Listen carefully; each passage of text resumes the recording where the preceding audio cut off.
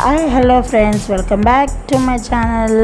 So ఇవాళైతే fridge tour అయితే చేయాలని చెప్పి ఈ వీడియోని మీ ముందుకు తీసుకొచ్చేసాను. మరి అదేంటో చూసేద్దాం మా ఫ్రెండ్స్, లేట్ లేకుండా కమాన్. సో ఫ్రిడ్జ్ అనేది ఎలా క్లీన్ చేసుకోవాలి, ఎలా మనం ఐటమ్స్ అన్నీ సర్దుకొని పెట్టుకోవాలి అనేది అయితే నేను ఈ వీడియోలో చూపిస్తున్నాను. సో నేనైతే ఫస్ట్ కాలిన్తోనే క్లీన్ చేస్తాను ఫ్రెండ్స్. చూపించాను కదా, కాలిన్ స్టార్టింగ్లోనే వేసి నీట్గా అంతా ముందు అయితే స్ప్రే చేసేసి బయట కానీ లోపల కానీ, ఇది డబుల్ డోర్ ఫ్రిడ్జ్ అనమాట మాది. సో ముందుగా అయితే లోపల ఉన్న మన మొత్తం ర్యాక్స్ అన్నీ ఉంటాయి కదా, అవన్నీ అయితే ఫస్ట్ జాగ్రత్తగా తీసేసుకొని అన్నీ అయితే జాగ్రత్తగా సపరేట్గా వాష్ చేసేసుకోవాలి ఫ్రెండ్స్.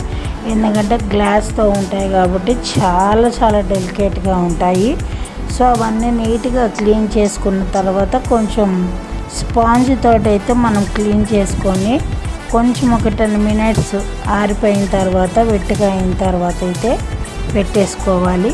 తర్వాత అయితే నేనైతే ఎప్పుడు వెజిటేబుల్స్ స్విగ్గీలోనే ఎక్కువ బుక్ చేస్తాను. సో ఏంటంటే ఇలా నెట్తో ఇస్తారు కాబట్టి ఫ్రీజర్లో పాడవవు, ఫ్రెష్గా ఉంటాయి వెజిటేబుల్స్ అనేవి. సో ఇలా అయితే నేను క్లీన్ చేసుకున్నాక మొత్తం ఫ్రిడ్జ్ మొత్తం ఇలా 1 by 1 ఒక్కొక్క ర్యాక్లో ఒక్కొక్కటి సపరేట్గా అయితే పెట్టేసుకుంటాను. ఇవైతే గ్రీన్ చిల్లీస్ అన్నమాట, టొమాటోసు, బీట్రూటు, కీరా, క్యారెట్ ఇవన్నీ అయితే తెప్పించాను.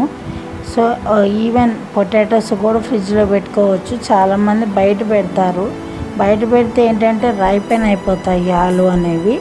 నేను మాత్రం ఫ్రిడ్జ్లోనే పెడతాను. లెమన్స్ ఫ్రెండ్స్, ఇవి లెమన్స్ అయితే చాలా యూజ్ చేస్తాను, ఆల్రెడీ మీరు చాలాసార్లు చూశారు కూడా. సో ఇలా నెట్లో పెట్టడం వల్ల ఏంటంటే పాడవు అనమాట. ఇదైతే పాలకూర అన్నమాట, స్టెమ్స్తో సహా ఎంత నీట్గా ఇచ్చారో చూడండి. జస్ట్ మనం అలా కట్ చేసుకొని తీసేసుకోవడమే. ఇది వచ్చేసి అయితే మెంతికూర, పెద్ద మెంతికూర. సో ఇది చాలా కంపల్సరీగా చికెన్లోకైనా దేంట్లోకైనా అన్నిటిలోకి వేస్తాను.